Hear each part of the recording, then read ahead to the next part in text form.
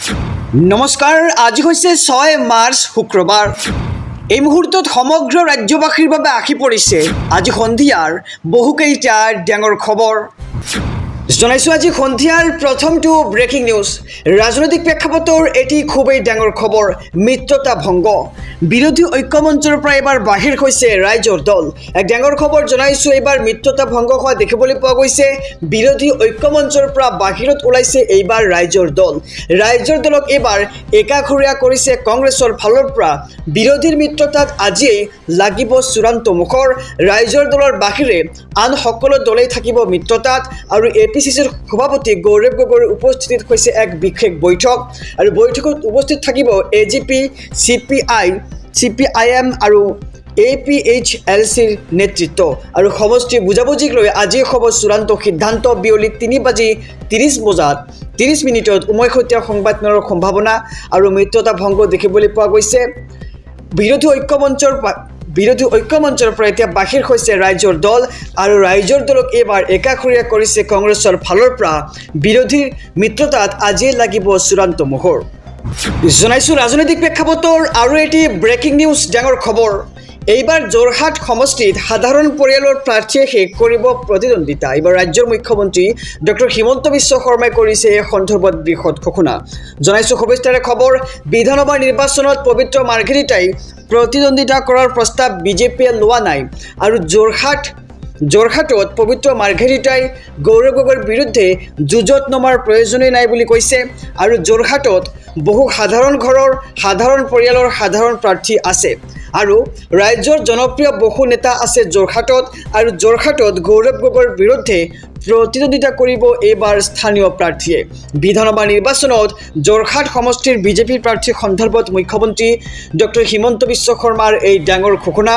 বিধানসভা নিৰ্বাচনত পবিত্ৰ মাৰ্ঘেৰিটাই প্ৰতিদ্বন্দ্বিতা কৰাৰ প্ৰস্তাৱ বিজেপিয়ে লোৱা নাই। আৰু যোৰহাটত পবিত্ৰ মাৰ্ঘেৰিটাই গৌৰৱ গগৈৰ বিৰুদ্ধে যুঁজত নমাৰ প্ৰয়োজনে নাই বুলি মন্তব্য কৰিছে। আৰু যোৰহাটত পবিত্ৰ মাৰ্ঘেৰিটাই গৌৰৱ গগৈৰ বিৰুদ্ধে যুঁজত নমাৰ একেবাৰে প্ৰয়োজন নাই বুলি কৈছে। আৰু যোৰহাটত বহু সাধাৰণ ঘৰৰ বহু সাধাৰণ পৰিয়ালৰ আৰু সাধাৰণ প্ৰাৰ্থী আছে, যিসকলে এইবাৰ গৌৰৱ গগৈৰ বিৰুদ্ধে প্ৰতিদ্বন্দ্বিতা আগবঢ়াব। জনাইছোঁ মধ্যপ্ৰাচ্যৰ যুদ্ধৰ এটি ব্ৰেকিং নিউজ।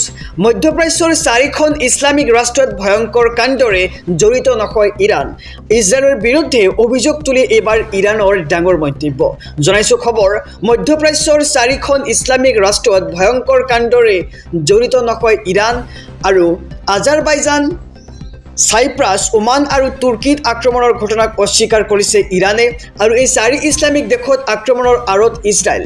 মাৰ্কিন সেৱাৰ ঘাটিত মধ্যপ্ৰাচ্যত ইৰাণৰ আক্ৰমণৰ ঘটনাক লৈ ডাঙৰ মন্তব্য ইৰাণৰ। আৰু ইজৰাইলৰ বিৰুদ্ধে অভিযোগ উত্থাপন কৰি এইবাৰ ইৰাণৰ দাবী দেখিবলৈ পোৱা গৈছে। কিয় ইজৰাইলে এই আক্ৰমণ চলাইছিল সেই সন্দৰ্ভত ইৰাণৰ ডাঙৰ মন্তব্য। ইৰাণৰ মতে ইজৰাইলৰ আগ্ৰাসন নীতিৰ এটা অংশ হিচাপে মুছলমান দেশত ইজৰাইলৰ টাৰ্গেট। আৰু ইৰাণৰ সৈতে অন্য দেশৰ শত্ৰুতা সৃষ্টিৰ পৰিকল্পনাৰে ইজৰাইলে এই কাণ্ডকৰ অভিযোগ উত্থাপিত কৰিছে। আৰু ইৰাণ আৰু ইজৰাইলৰ মাজত দীৰ্ঘদিন ধৰি চলি আছিল গুপ্ত সংঘাত।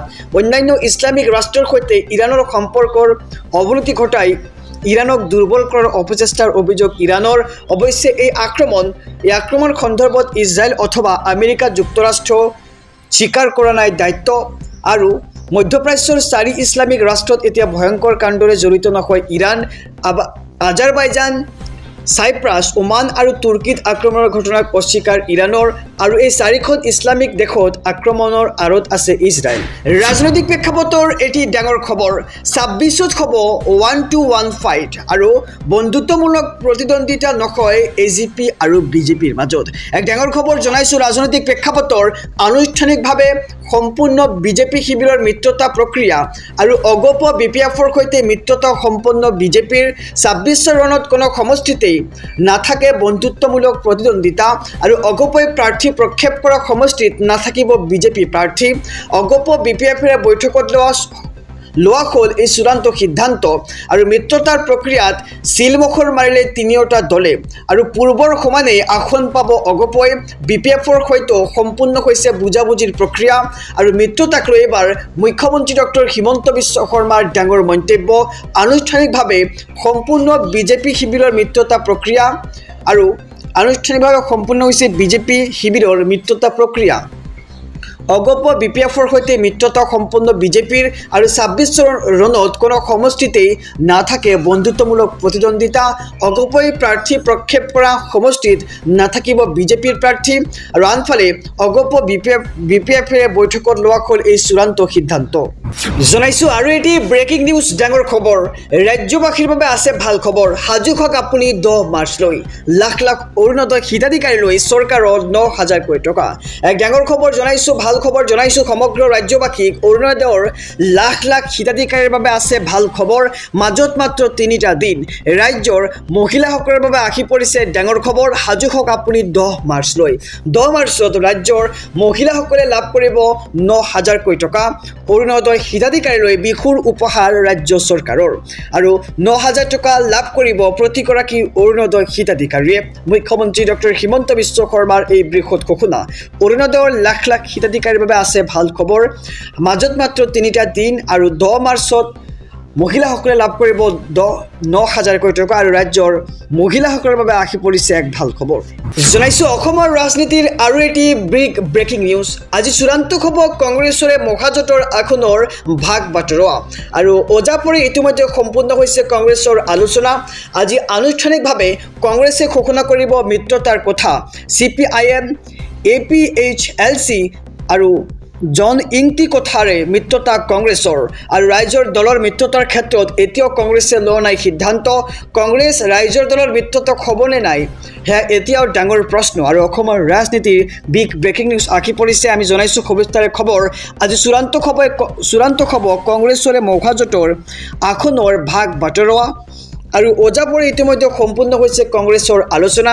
আজি আনুষ্ঠানিকভাৱে ঘোষণা কৰিব কংগ্ৰেছে মিত্ৰতাৰ কথা জনাইছোঁ মধ্যপ্ৰাচ্যৰ যুদ্ধৰ এটি ব্ৰেকিং নিউজ এইবাৰ আমেৰিকাৰ ওপৰত পুনৰ ভয়ংকৰ প্ৰতিশোধ ইৰাণৰ অইল টেংকাৰক লক্ষ্য কৰি মিছাইল আক্ৰমণ ইৰাণৰ এক ডাঙৰ খবৰ জনাইছোঁ সমগ্ৰ ৰাজ্যবাসীক আমেৰিকাৰ ওপৰত এইবাৰ ভয়ংকৰ প্ৰতিশোধ ইৰাণৰ আমেৰিকাৰ অইল টেংকাৰক লক্ষ্য কৰি এইবাৰ মিছাইল নিক্ষেপ ইৰাণৰ ইজৰাইল আৰু আমেৰিকাৰ ধাৰাবাহিক আক্ৰমণক যোগ্য প্ৰত্যুত্তৰ ইৰাণৰ আৰু আমেৰিকান সেনাৰ হেডকোৱাৰ্টাৰকো লক্ষ্য ইৰাণী সেনাৰ এই পৰ্যন্ত ইজৰাইল আৰু আমেৰিকাৰ আক্ৰমণত নিহত ইৰাণী লোকৰ সংখ্যা ১২৩০ জনলৈ বৃদ্ধি হৈছে উত্তৰ উপসাগৰত আমেৰিকাৰ তেলবাহী জাহাজত মিছাইলেৰে ইৰাণে চলাইছে আক্ৰমণ আৰু ইৰাণৰ নৌসেনাৰ যুদ্ধ জাহাজ ইৰিছ ডেনা ধ্বংস হোৱাৰ প্ৰতিশোধ ইৰাণৰ আৰু হৰমুজ প্ৰণালীও বন্ধ কৰি দিয়াৰ হুংকাৰ দিছে ইৰাণে এই আক্ৰমণৰ পিছতেই বিশ্বজুৰি খাৰুৱা তেলৰ যোগান ব্যাহত হোৱাৰ আশংকা কৰা হৈছে আৰু আমেৰিকাৰ ওপৰত এইবাৰ ভয়ংকৰ প্ৰতিশোধ ইৰাণৰ আমেৰিকাৰ অইল টেংকাৰক লক্ষ্য কৰি এইবাৰ মিছাইল আক্ৰমণ কৰা দেখিবলৈ পোৱা গৈছে ইজৰাইল আৰু আমেৰিকাৰ ধাৰাবাহিক আক্ৰমণক এইবাৰ যোগ্য প্ৰত্যুত্তৰ ইৰাণৰ আমেৰিকান সেনাৰ হেডকোৱাৰ্টাৰকো লক্ষ্য কৰি ইৰাণী সেনাৰ আৰু এই পৰ্যন্ত ইজৰাইল আৰু আমেৰিকাৰ আক্ৰমণত নিহত ইৰাণী লোকৰ সংখ্যা হৈছে ১২৩০ জন